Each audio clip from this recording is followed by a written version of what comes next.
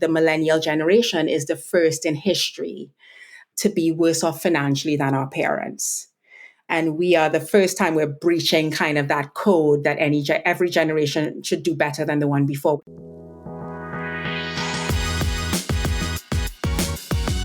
Welcome back to 40-Minute Mentor, your pocket-sized career mentor on a mission to raise aspirations and inspire the next generation of category-defining founders. From purpose-led entrepreneurs to world-class investors and even Olympic champions, you'll learn firsthand from today's successful leaders on what it takes to be brilliant, all in just 40 minutes. Today, we're joined by product and business leader turned fintech entrepreneur, Avion Gray, co-founder and CEO of Belong. Avion's career started in investment banking before working as head of product and commercialization at Clover, where she oversaw the launch and expansion of the business in the US and across Europe. Together with her co-founder, behavioural economist Samantha Rosenberg, Avion is now building Belong, a new wealth-building platform that has raised the largest pre-seed round ever raised by female founders in Europe. An amazing achievement. There is so much for us to unpack in today's episode, and I can't wait to explore Avion's journey and her aspirations with Belong in more detail. So, a huge welcome to 40-Minute Mentor, Avion. Thank you so much for being with us. How are you? I'm great, James. Thanks for having me. I'm honored to be here. Oh, the honor is mine. We're really chuffed, especially after this massive announcement in recent weeks. So can't wait to explore all of that. But before we do, we're going to start as we always like to, warm you up a bit with some quick fire questions to get our audience to know you a little bit better. So please finish the following sentences after me. Question 1. The most memorable day in my career was when? When I got the phone call communicating my first investment banking bonus. Oh, nice. Now, what did you put it on? Did you go out and buy something really extravagant, or were you good and put it away into savings? Yeah, I kind of kept it in the bank. I just love seeing that big number for the first time. Incredible. One word others would use to describe me is relentless. And not only professionally, it manifests in other aspects of my life as well. Nice. You are not the first and won't be the last founder to use that word to describe yourself. It's such an important trait, isn't it? My biggest failure to date is? I would say I've lost a few loved ones who were really dear to me. And I would say my biggest failure is losing them before I could tell them how much they meant. Oh, I'm so sorry to hear that. I'm sure that's one a lot of our audience can relate to as well. I measure success by? How well I sleep at night. Oh, that's a good one. And sleeping for founders isn't always the easiest thing, depending on all the things racing through your mind. Yeah, that's a very good one. And if there was one thing I could change about entrepreneurship, it would be? James, I would give all entrepreneurs an 8th day in the week with a massive protective force field around it. Oh, what a great answer that is. Honestly. The best answer I think we've ever had to that question. And James, there's a catch. That 8th day can't make us age faster. Okay. It must be free. Oh, if only you had a one to create. What I would give for an extra day, honestly. Love that so much. Thank you very much. All right. Well, let's start as we like to really, is go back before we get on to Belong and all the exciting things that are happening right now. Let's go back to your childhood and upbringing, because I think you're originally from Trinidad, and then you moved to the US and then ultimately the UK. So you've been a jet setter throughout your life. Can you share a bit more about what your upbringing was like and how it shaped the person you are and the career you've got today? So yes, I'm originally from Trinidad and I still identify proudly as a Trini and a West Indian woman above all else. So James, I grew up as a middle child of 4 sisters. So I was sandwiched between my older sister and a set of twins, which basically meant that nobody knew I existed because everybody sort of knew my older sister as the firstborn and they knew the twins. And so it was often like, wait, there's a second child in there. So very early on, I learned the importance of achieving visibility. And I was raised by my parents primarily, but I was inseparable with my grandmother. I even resemble her and really had a strong kind of female presence in my life. So my mother and my grandmother are 2 extroverted, larger than life women, extremely social, big magnetic personalities, people just drawn to them. So we always had people coming around, friends, family, that kind of thing. So I was very much raised by a village. I would say. We were raised Anglican, and my sisters and I attended two of the most prestigious schools on the island, which were Anglican schools. And I really excelled at school early on and was usually at the top of my class. I would say that education was a fundamental part of my upbringing. My parents wholeheartedly believed that in the absence of wealth, which we didn't have, education was the greatest equalizer and the only key to unlock social mobility. So it was like religion in our household. And my father actually led by example and followed his dream of attending university full time and getting a bachelor's degree at age 55. Wow, what a So hero. that was the sort of, yeah, when you talk about mentorship, he didn't just say it, he sort of practiced what he preached and was a great example for us. I would say my upbringing really taught me about the power of community and that village, and also the power of mobility. And that I could dream as a little girl growing up on the island, put things in process, kind of one foot in front of the other, and achieve anything really, because I saw what my dad did. I love that. I absolutely love that. There's so many things there that made me smile. One, the importance of it. I mean, I can't say I was always top of my class, but education was very important to my parents. They're both teachers. Raised in an Anglican home. My parents are both Anglican priests. And I also had the great privilege of spending one summer playing cricket with a guy called Johnny Augustus from Trinidad. And he was a proud Trini man and changed my perspective on everything. Just he was the most talented player. I think he was the West Indies under-19 captain. So anyway, there's so much stuff there. I was like, oh my goodness, this really resonates. That's brilliant. I Yes. love it. I love it. What an upbringing you had. And yeah, there's so much there. I can really see the influence your grandmother and mother had, that community sense. You can really see that's a great start in life. And can I ask, have you always been entrepreneurial, or is this kind of part of your personality that you discovered later on in life? I would say I was always entrepreneurial, James. I would say so, yes. My grandmother and both my parents were entrepreneurs in their own right. So I grew up sort of seeing the hustle and that relentless work ethic.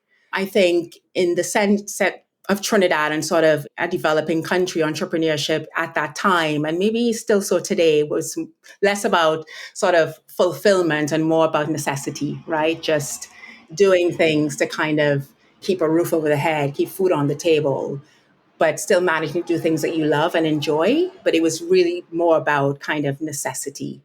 And my mother taught me that you could do something you love and are actually really good at and find a way to make money doing it. And for her, it was cooking and catering. So she ran a catering business out of the house.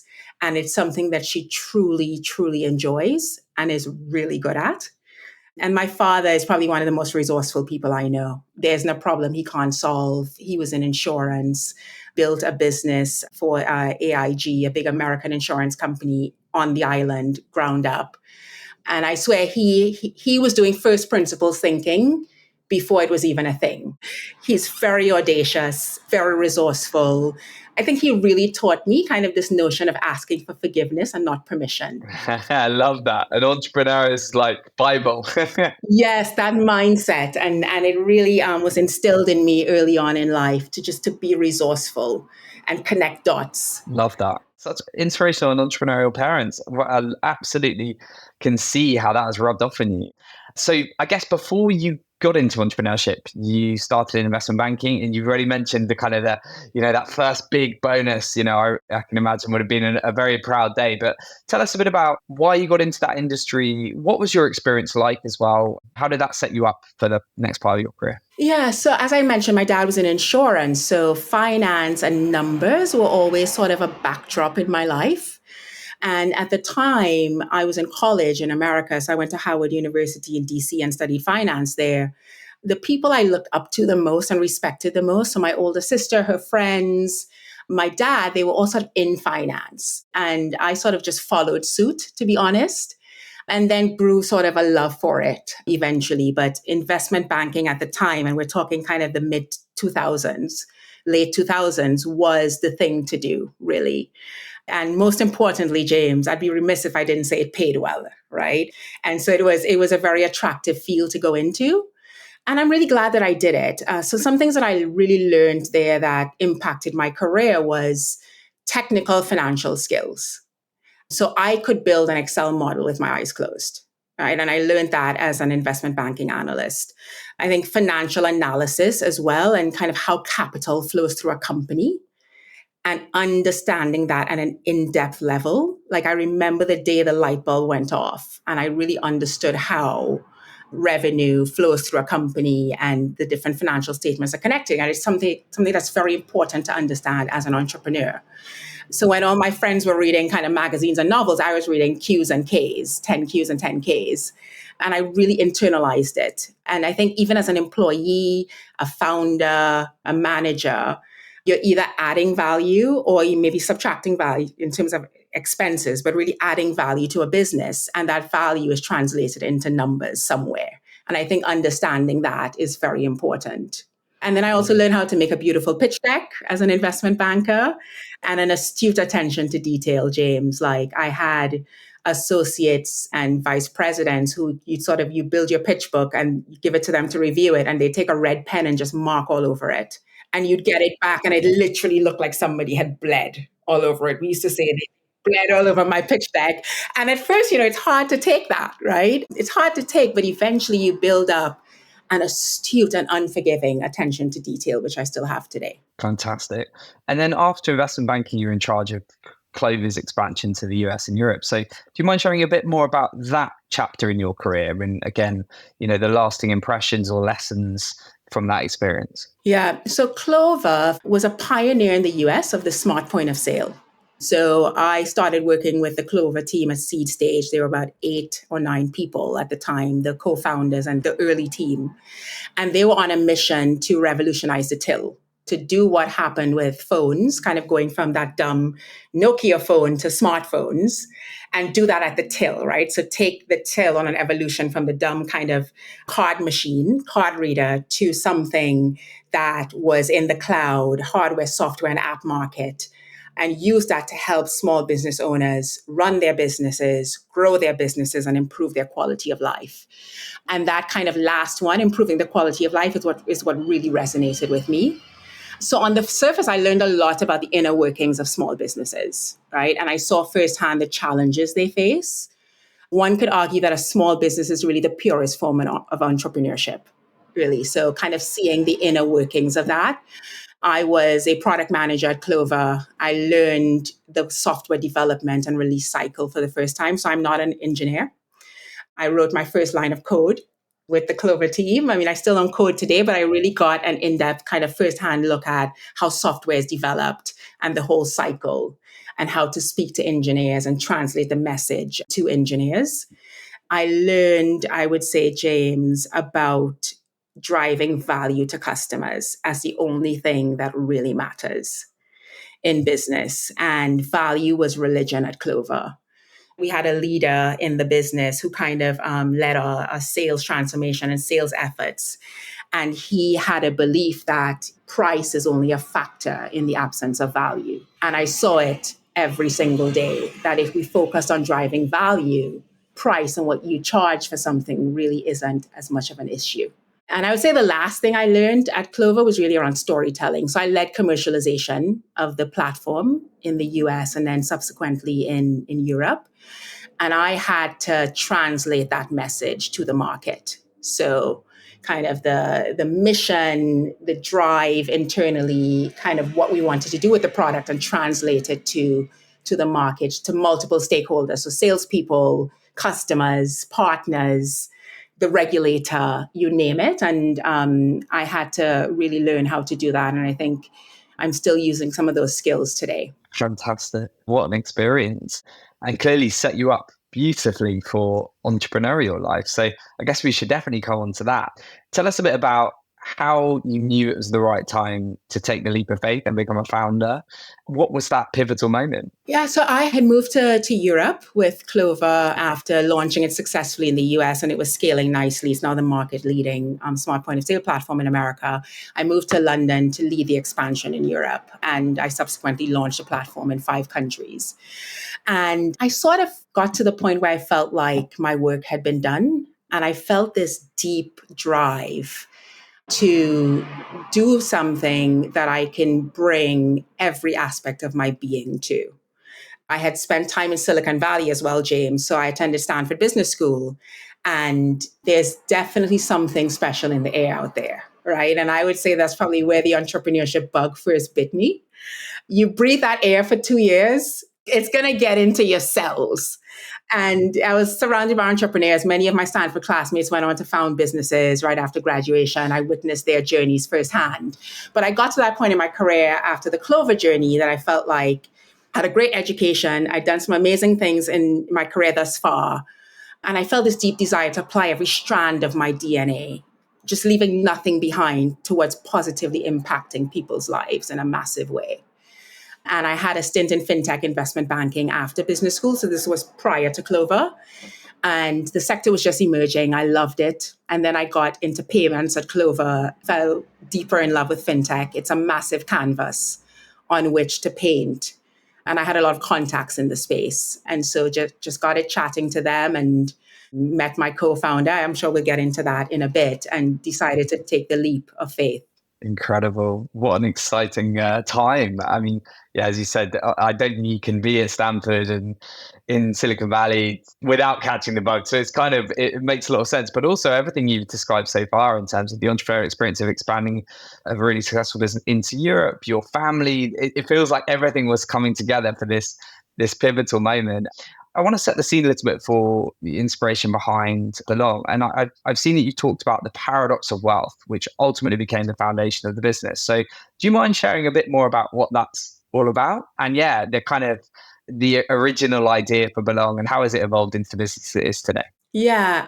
So the paradox of wealth, as we call it, it basically is that to build wealth over the long term, you need two things, right? You need time and money, because you need that money to compound over time. But what we found in our research as we started digging into this problem, especially with millennials, is that we rarely have both of those things at the same time. So unless you come from a wealthy background, you rarely have time and money at the same time. So when you're younger, you have a lot of time ahead of you, but you have less capital to put to work. And that leads to kind of waiting and a bit of inertia, and waiting till you build up that capital that you feel you have enough to get started. And then when you're older, you tend to have more capital, but less time. And so we found that to be a problem. And we sought to correct that paradox. And that's what we're doing. So Belong is all about sustainable long-term wealth building for young people. And we're looking to correct that paradox by really encouraging people to get into investing earlier in life with more capital. And that more capital part is really in the form of our pioneering boost loan offering, which we can get into. And I think there's also another side of Belong, which is, and it really speaks to Sam, my co-founder's experience, which is tackling, uncovering, acknowledging, cracking open some of the emotional and behavioral blockers and biases that negatively influence our financial decision making. Absolutely love this mission. It's just such a great one. And I can totally see how you're already getting a lot of traction. I guess coming back to the offering today, and who is it for? Who are the ideal customers? How is it working in principle? Where are you up to with the actual business? So the ideal customers for Belong, we're targeting kind of the core millennial cohort. So really anybody from age 25 to 45 years old. We don't like to always think about it as demographics. It's really about sort of where you are in your life and the position you're ready, willing, and able to take with long-term wealth building. So these are people who are largely well educated, have at least a bachelor's degree, are in a professional job, so they earn enough income where they have built up a bit of cash savings or excess cash savings. So we very much believe in having your rainy day fund. Now, before I get into how Belong works, I want to reiterate the mission, which is to encourage people to get into long-term investing earlier and to do so with more. So customers can join the platform and start investing with a minimum of £1,000 of their own cash. We also offer one-time and recurring monthly top-ups to really empower people to save more and start building that healthy habit. And you're ready to take a long-term view on your wealth building. The big innovation with Belong, though, as I mentioned before, is in our pioneering optional boost loan feature, where customers can apply for a fixed low-interest 5-year loan that would up to double their starting cash investment instantly. Now, from a mathematical perspective, doubling your starting investment doubles your profit over time by enhancing the power of compounding for your benefit. After all, it's a simple fact that the more you invest up front and the longer you leave it, the faster it grows. We take every customer applying for a boost loan through an affordability assessment to ensure they can comfortably afford the monthly loan repayments and a credit check. This all happens within minutes. Once the loan is approved, it's invested alongside the customer's cash into their choice of 4 broadly diversified index tracking funds. So there's no need to pick stocks on Belong. Customers then repay the boost loan separately in small monthly installments. So in its structure, it's very similar to a mortgage on property, but the investment in this case is the broad equities markets. All investments on Belong are fully liquid, so customers can access their money or prepay their boost loan at any time without penalty. So Sam and I came together with a common mission of cracking open this problem, right? So what we had seen all around us at the time was, the meme stock hype. And then there was a lot of sort of gambling-like behavior being encouraged on other platforms that really play to that need for instant gratification and things that aren't really conducive to building long-term sustainable wealth. So these are the things that were happening all around us. I think also the fact that the millennial generation is the first in history to be worse off financially than our parents. And we are the first time we're breaching kind of that code that every generation should do better than the one before. We're breaching that. Research has been done all over the world, both sides of the pond, digging into this. And no matter what you read, where you read it, the number one reason for this is our inability to build wealth through property, like our parents did, right? And so that was also happening all around us, the inaccessibility of property as a primary wealth building tool. And we felt the need to really look into this and try to crack this open. Sam did a lot of deep behavioral research to get us started because we have conviction about being customer-led in building this proposition and continuing to build it out and expand it.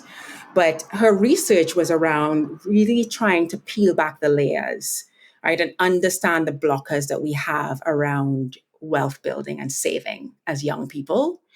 And James, 3 key things came out of that research. One is, and Sam would, if you ask her, she would say that this is the number one reason that we struggle to save, that young people struggle to save, is present bias. And so what present bias says is that we so strongly favor our present selves that we find it really hard to sacrifice for that present self to sacrifice for the benefit of a future self who we have trouble connecting to. So when you think of ourselves in 30 years, we don't feel connected to that person. That's so true. Right? And so it's really difficult to do things today to benefit that future self 30 years into the future. And that's what saving requires of us. And we have this need for instant gratification, which is also related, gratifying that present self. The second insight, which is around liquidity and just feeling comforted by liquidity. I'm liking to see liquidity in the bank. And there's a lot of emotional reasons why some of us do. I think I'm an immigrant and some of us send money home. And if there's a health emergency back home, you want to have that liquidity. And for a lot of people, investing that money feels like giving up control of it. And then the third reason was around discipline. Sometimes we just lack the discipline to get started and to stick to it. So these are some of the things we're looking to crack open. So relatable. It's so interesting hearing that. And I love, and we'll come on to talk about Samantha, your co-founder, but I love the different, like that lens on this as like focusing in on the customer, really understanding what's at play there in a lot of our minds, I guess will enable you to build a business that really tailors that and really helps with that, which is much more impactful. I know you were introduced by Nutmeg's co-founder and sort of fintech legend, Nick Hungerford, who really tragically passed away far too soon in 2023. Do you mind just sharing a bit about the role that Nick played early on, the impact that he's had on both you and Belong? Yeah, absolutely. So Nick was a dear friend of mine. We attended Stanford together. And this was prior to him founding Nutmeg. So he then came back to the UK and founded Nutmeg and went on that journey. And Nutmeg was, I believe, the first fully compliant digital investing platform in Europe. So Nick was definitely a pioneer in that sense. And when I got to that point at Clover, when I felt like, okay, I had that calling to do something really impactful. I had been talking to Nick about it, and he had met my co-founder Samantha at London Business School, where he was a guest lecturer in an entrepreneurship class that she was sitting in, and they were doing a nutmeg case study. And Sam then kind of followed up with him, and they got to talking. And then he was, like, you and Avion are talking to me about the same problem, but in slightly different language. You two need to connect. And by the slightly different language, what he was pointing to was that Sam was very much coming at it from a behavioral perspective. Given her research, she's a behavioral scientist, and she studied financial decision making.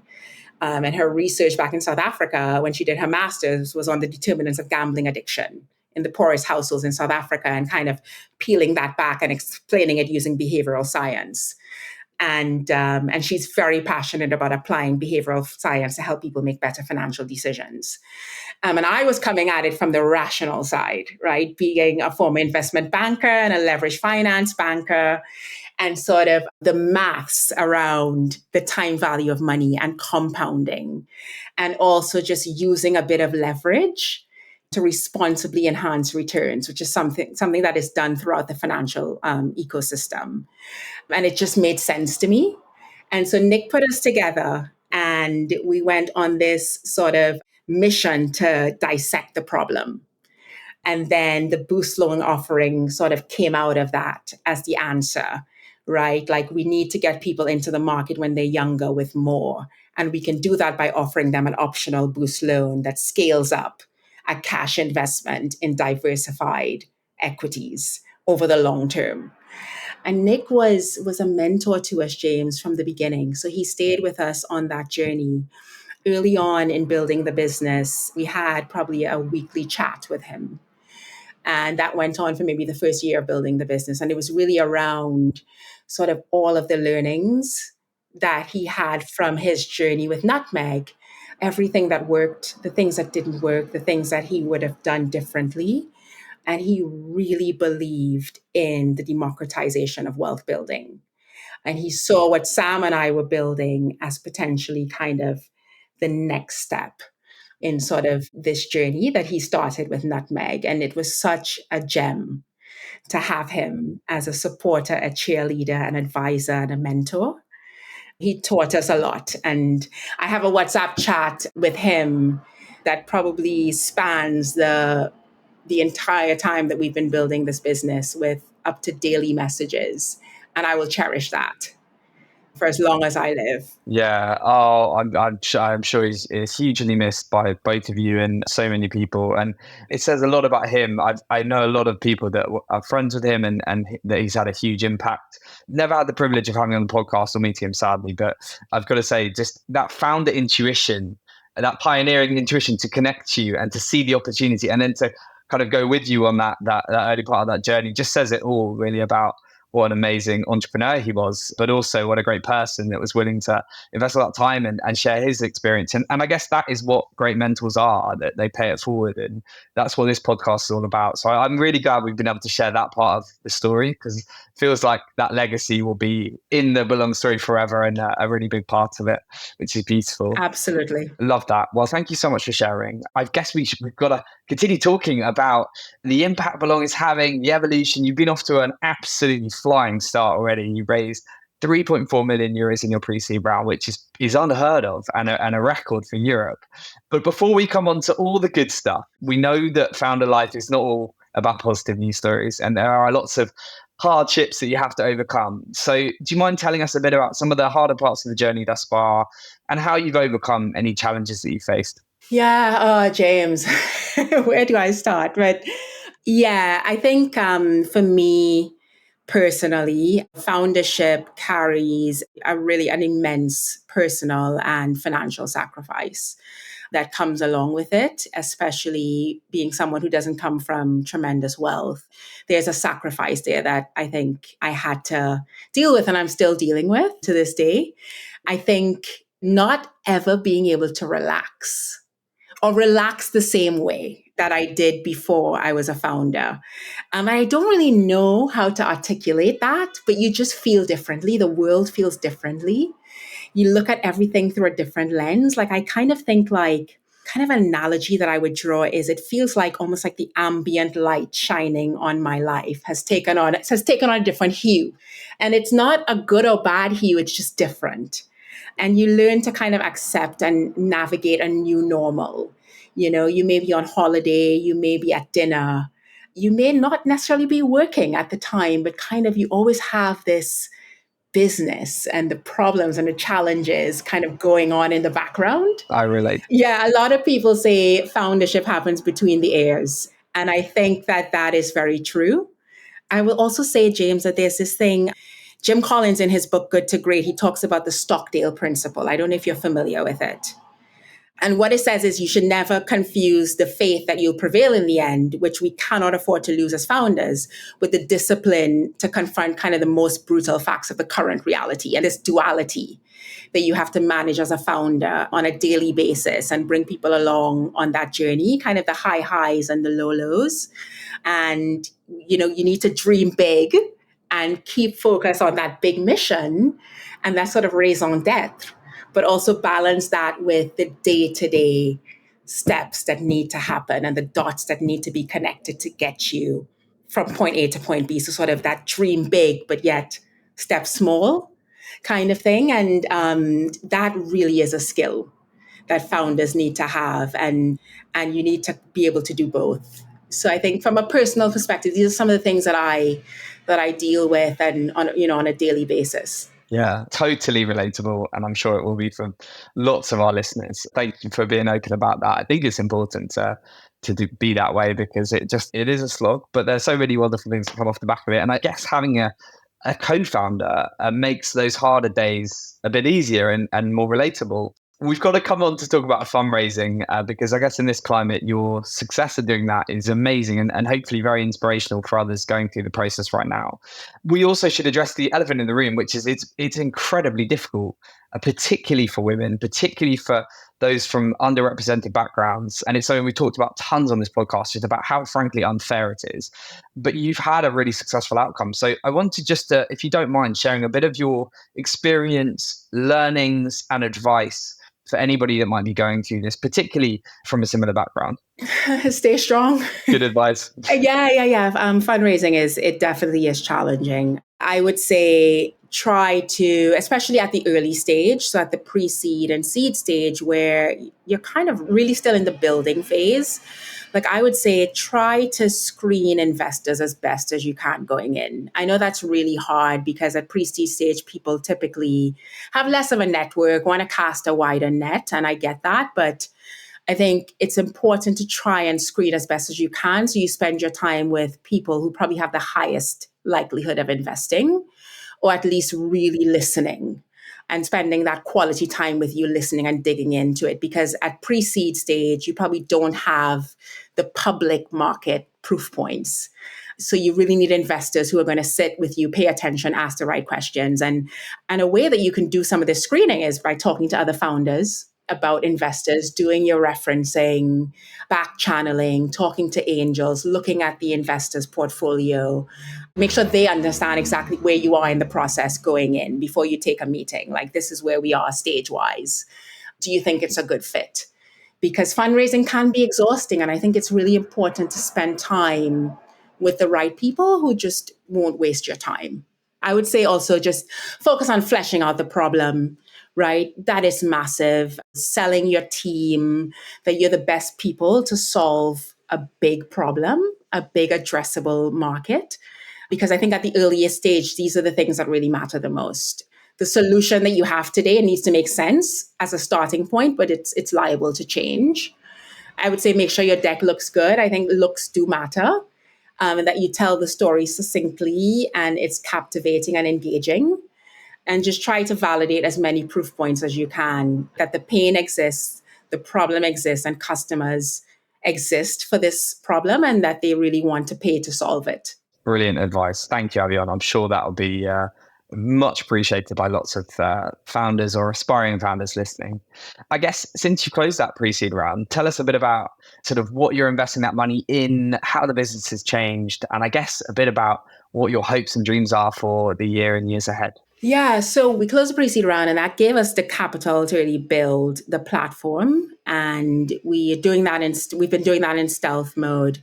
And then we recently, of course, launched and announced the platform publicly about 6 weeks ago.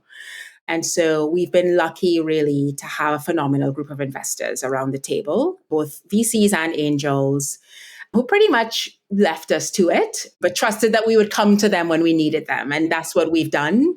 We definitely put our investors to work when we need them.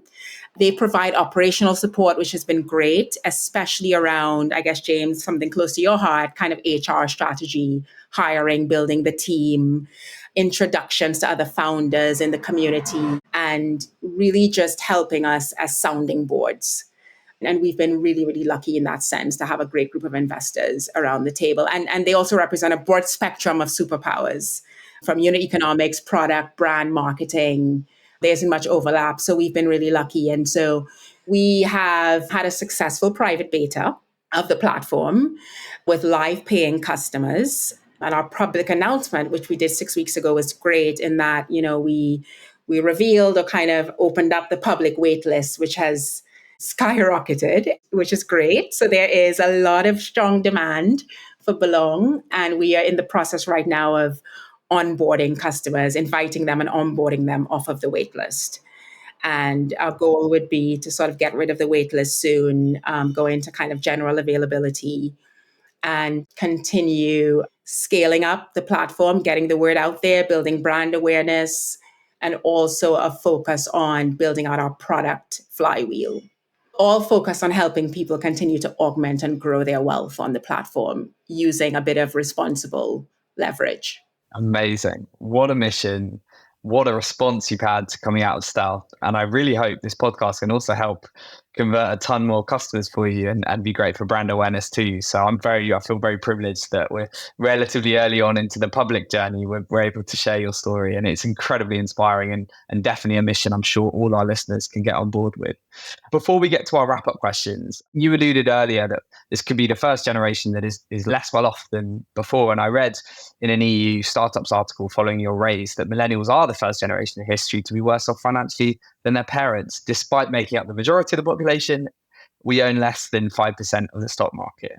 So we know that investing and saving is such an important part of wealth creation. So what is your advice for anyone listening to this who's struggled before to save, doesn't really get investing or is nervous of it, but who really does want to start creating better habits around personal finances? What are your advice and tips for them? So I would say, James, the first thing is definitely to set aside your rainy day fund first. We very much believe in having that emergency stash of savings and keeping that in a liquid format, in cash, in a current account or a savings account. Then I think people really need to buy into starting now, right?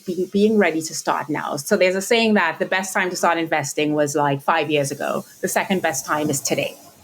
We can't afford to wait. And in investing, time really is money, right? When you think about compounding.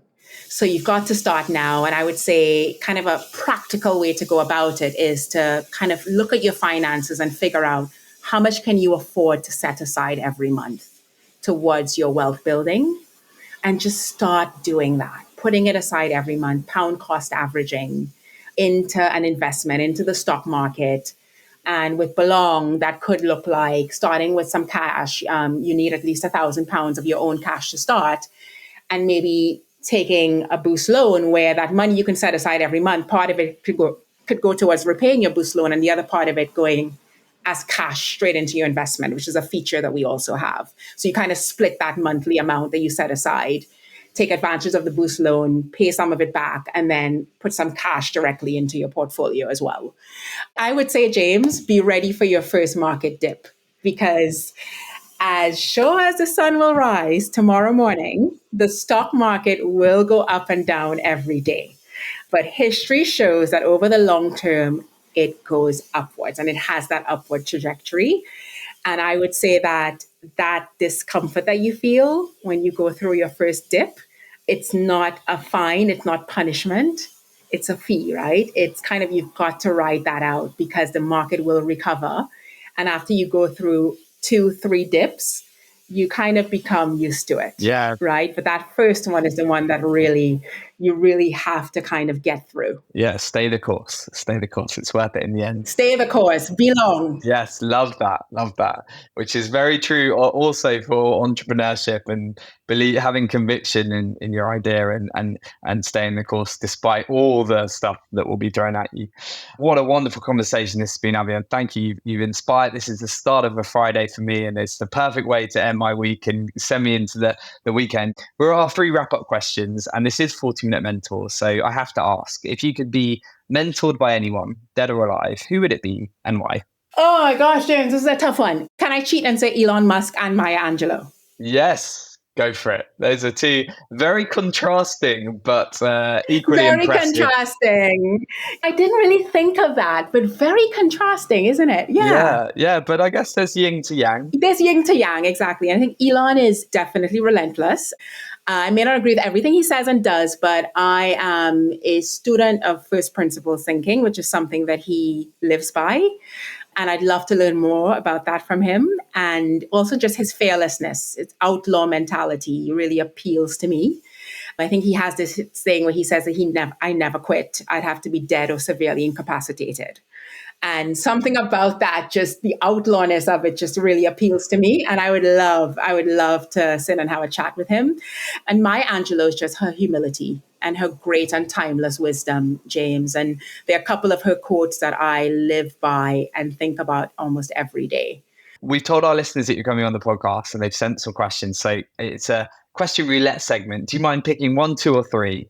And we'll see what they've chosen for you. Go for the middle, 2. Okay. Well, we're both middle children, so this is perfect. Yes. How would you describe the culture you're building? And what are you looking for in the hires that you make? Another one that's really close to your heart, James. I would say the culture that we're building is really one around competence, like, hiring people, building a team, a very strong, competent team. Our team is quite lean, but I call them lean and formidable. So you have to be really good at what you do. I would say also customer obsession. So Sam and I have deep, deep conviction as founders building this business customer led. And we exist to serve our customers, period. Right? That's just period for us. So an obsession with customers and driving value for our customers is needed.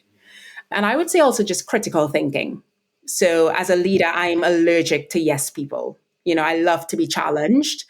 But the only thing I ask is that you kind of back up that challenge with data, ideally, and present an alternative approach or solutions. So our culture is very much around competence, customer obsession, and then that critical thinking or even sort of first principles thinking. Amazing. What a great culture to be a part of. I'm sure you're going to get lots of CVs from our listeners as you grow. Final question. What is the last piece of career advice that you would like to leave our listeners with today? I would say negotiate everything. Even if you're happy, still negotiate. And it may or may not, and money is probably the main thing that people negotiate. It may or may not get you what you want today, but I think negotiating and kind of fighting for your value sets a precedent that would benefit you in the future. And, in the future, when you think about just raises, bonuses, that kind of thing, it sets a precedent that this person knows their value and is willing to fight for it. So negotiate everything. Great advice after a great conversation. Avion, thank you so much. I love what you're building with Belong. I'm really excited to see the journey go on. I'm sure it'll be hugely successful and very impactful in a lot of people's lives. So thank you for taking the time to chat to me and thank you for sharing your mentorship with us all. We really appreciate it. Thank you, James. Thanks for having me. Been a pleasure. Thanks.